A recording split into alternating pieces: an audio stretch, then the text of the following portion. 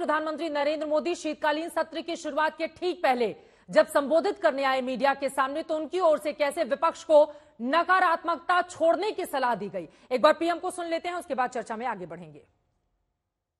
वर्तमान चुनाव नतीजों के आधार पर कहूं तो जो विपक्ष में बैठे हुए साथी हैं, ये उनके लिए गोल्डन अपॉर्चुनिटी है।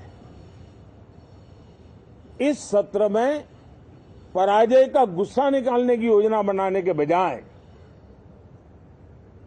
इस पराजय में से सीख करके पिछले 9 साल से चलाई गई नकारात्मकता की प्रवृत्ति को छोड़ करके इस सत्र में अगर सकारात्मकता के साथ आगे बढ़ेंगे तो देश उनके तरफ देखने का दृष्टिकोण बदलेगा कि थोड़ा सा अपना रुख बदलिए, विरोध के विरोध का तरीका छोड़िए, देश हित में सकारात्मक चीजों का साथ दीजिए, अच्छी उसमें जो कमियां हो उसकी डिबेट कीजिए। आप देखिए देश के मन में आज जो ऐसी कुछ बातों पर नफरत पैदा हो रही है, हो सकता है वो मोहब्बत में बदल जाए, तो मौका है, ये मौका जाने मत दीजिए। तो आशुतोष वर्मा जी, आप लोगों के पास मौका है, मौका जाने मत दीजिए, नफरत वाली राजनीति छोड़िए, मोहब्बत से काम लीजिए, देश की जनता का दृष्टिकोण फिर बदलेगा आप लोगों की ओर। मोदी जी की सलाह है। हम लोग तो वैसे ही मोहब्बत की बातें करते हैं, लेकिन आज मैं प्रेम शुक्ला जी के एक बात से बिल्कुल सहमत हूं जो ज्यादातर नहीं रहता हूं। हाँ। कि डिसिप्लिन और संगठन के मामले में भारतीय जनता पार्टी ने सबको पीछे छोड़ा है। और इसका बहुत बड़ा एग्जाम्पल हमको मध्य प्रदेश में दिखा कि जब हम हैरान थे कि 4-4, 5-5 केंद्रीय मंत्रियों को उठा के विधायकों का चुनाव लड़ने को दे दिया गया, किसी ने एक बार भी विरोध का स्वर नहीं कहा। कैलाश विजयवर्गीय ने थोड़ा बहुत बोला कि मैं तैयार नहीं था, लेकिन किसी ने एक शब्द नहीं बोला और वो अपनी अपनी विधानसभा में काम करने लग गए। उन्होंने पूछा तक नहीं कि हमको क्यों भेजा गया है। बिल्कुल ये विरोधी विपक्ष में नहीं होता। ये सबको सीखने की जरूरत है कि संगठन की तरह से मजबूत भारतीय जनता पार्टी है और डिसिप्लिन्ड पार्टी है, इसमें कोई दो राय नहीं है। लेकिन ये कहना कि ये अपराजय है, ये मुझे नहीं समझ में आता, क्योंकि एक छोटा सा आंकड़ा है कि उत्तर प्रदेश, मध्य प्रदेश, छत्तीसगढ़, गुजरात और राजस्थान, असम, ये जो 6 राज्य हैं, इन 6 राज्यों में लगभग अमूमन 185 सीटें हैं लोकसभा की।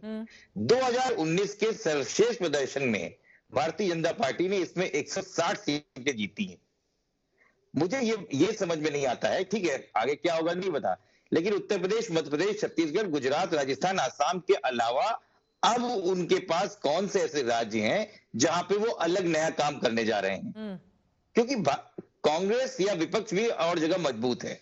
मुझे लगता है कि विपक्ष के पास बहुत अच्छा मौका है कि अगर वो अपनी इन कमियों को दूर कर ले और संगठनात्मक तरीके से सीट शेयरिंग के मामलों में ये मतभेद हटा दें। हाँ।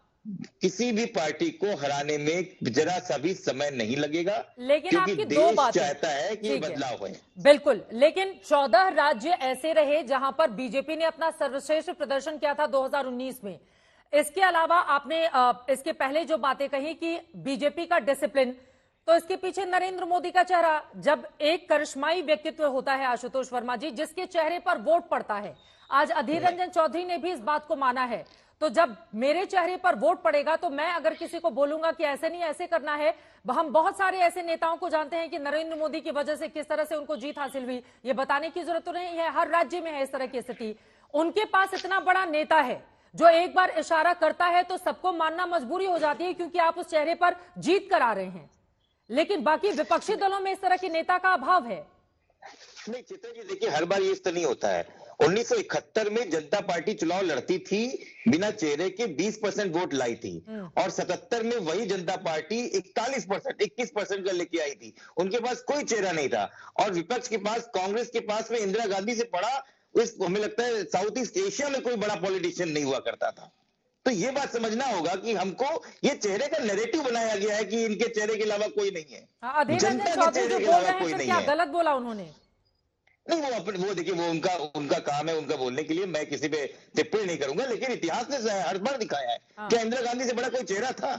400 सीट के लेके आई थी। देखिए ये कहना बिल्कुल नहीं। 400 सीट जीत के राजीव गांधी जीत के आए थे, उसके बाद से गठबंधन की सरकारें आई कि नहीं आई? लोकतंत्र में ये बात नहीं होता, ये हिटलरशाही हो सकती है। जी, जब कांग्रेस पार्टी को, नहीं व्यवहारिकता समझिए, जब कांग्रेस पार्टी को 400 सीटें मिली थी, उस समय उसके ठीक पहले इंदिरा जी नहीं रही थी। उनकी हत्या के बाद एक अलग तरह का इमोशन था इस देश में गांधी परिवार या फिर इंदिरा गांधी को लेकर, जो होता भी। तो उन परिस्थितियों को मौजूदा परिस्थितियों से आप तुलना नहीं कर सकते हैं। इस बात को विपक्षी दलों को स्वीकार करना पड़ेगा कि एक तरफ नरेंद्र मोदी जैसा कद्दावर नेता है, अमित शाह चुनावी चाणक्य हैं, दूसरे उनके तमाम नेता जो पूरी तरह से डिसिप्लिन में रहते हैं। लेकिन वही आप लोगों की बात करें तो बताएं, अखिलेश आप ही के वहां शुरू हो गया विपक्ष इंडिया में, पता नहीं कौन सी बैठक आप लोग कर रहे थे। चित्रा जी, 77 के चुनाव में कोई भी चेहरा नहीं था जनता पार्टी के पास में। मुरारजी भाई अलग थे, चंद्रशेखर जी अलग थे, अटल बिहारी वाजपेयी जी अलग थे, ये पूरी टीम अलग थी। और किसी को नहीं पता था कि मुरारजी भाई अगले प्रधानमंत्री बनने जा रहे हैं कि चौधरी चरण सिंह बनने जा रहे हैं। लेकिन सबको ये पता था कि इंदिरा गांधी को इस गद्दी से हटाना है। मैं कहता हूं जनता के साथ आप खड़े हो जाएंगे, ये चेहरा वेहरा लोकतंत्र में कुछ नहीं होता है। ये कहने की बातें हैं, नैरेटिव बनाने की बातें हैं। प्रेम शुक्ला जी से जवाब दे लेती हूं। प्रेम शुक्ला जी, वो कह रहे हैं नैरेटिव गढ़ने की कोशिश की जा रही है, बिना चेहरे के भी इतिहास बताता है कि चुनाव में किस तरह की जीत हासिल की जाती है। देखिए, जहां तक बात चेहरे की, तो 1952 में नेहरू जी का चेहरा था कि नहीं था? 52, 57, 62 नेहरू जी का चेहरा लेकर कांग्रेस लड़ी थी। 67, 71, 77, 80 इंदिरा जी का चेहरा लेकर लड़ा गया था। 84 राजीव जी का चेहरा, 89 राजीव जी का चेहरा देकर लड़ा गया था। तो कांग्रेस लगातार चेहरे देकर लड़ती थी।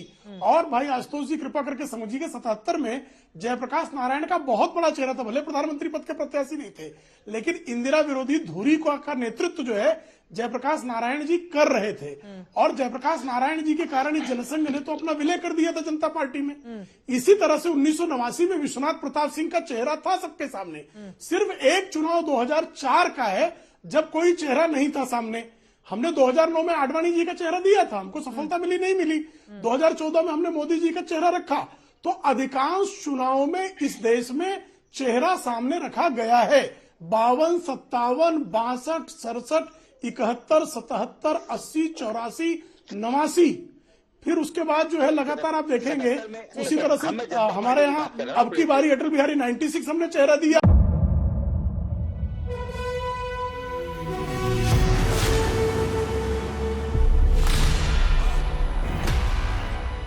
मुद्दों का मैदान, जिम्मेदारी लेंगे, तर्कों पर घमासान। क्या बताना चाहते हैं इस देश को? किससे किसकी ठनी, किसने दी किसे पटखनी, क्या सच है जिसको छिपाने की कोशिश? खबरों की दुनिया का सबसे बड़ा अखाड़ा दंगल देखे मेरे यानी चित्रा त्रिपाठी के साथ रोज शाम 5 बजे सिर्फ आज तक पर। ना पक्ष ना विपक्ष, ना लेफ्ट ना राइट, ना मिर्च ना मसाला, खबरों का बोलबाला, निडर निर्भीक सबसे सटीक स्पेशल रिपोर्ट सिर्फ आज तक पर। एयर रेड के ये सायरन समय समय पर आपको सुनाई देते। शौर्य की, भारत और चीन के बीच साहस की, सभी बाढ़ग्रस्त इलाकों का हवाई सर्वेक्षण किया है। सरोकार की, गाजीपुर में किसान से बातचीत करें। संघर्ष की, कश्मीर को आगे बढ़ना होगा। संयम की, भावनाएं भड़की या दंगे भड़काए गए। सवालों की, जनता के लिए, जनता के द्वारा, जनता की दस्तक। श्वेता सिंह के साथ सिर्फ आज तक पर।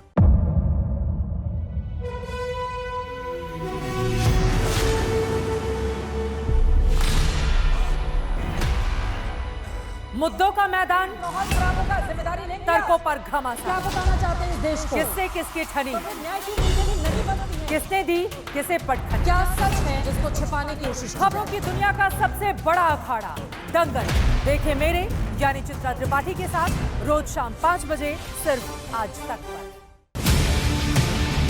ना पक्ष ना विपक्ष, ना लेफ्ट ना राइट, ना मिर्च ना मसाला, खबरों का बोलबाला, निडर निर्भीक सबसे सटीक स्पेशल रिपोर्ट सिर्फ आज तक पर। एयर रेड के ये सायरन समय समय पर आपको सुनाई देते हैं। शौर्य की, भारत और चीन के बीच लगातार साहस की, तनाव, सभी बाढ़ग्रस्त इलाकों का हवाई सर्वेक्षण किया है। सरोकार की, गाजीपुर में किसान से बातचीत करें। संघर्ष की, कश्मीर को आगे बढ़ना होगा। संयम की, भावनाएं भड़की या दंगे भड़काए गए। सवालों की, जनता के लिए, जनता के द्वारा, जनता की दस्तक। श्वेता सिंह के साथ सिर्फ आज तक पर।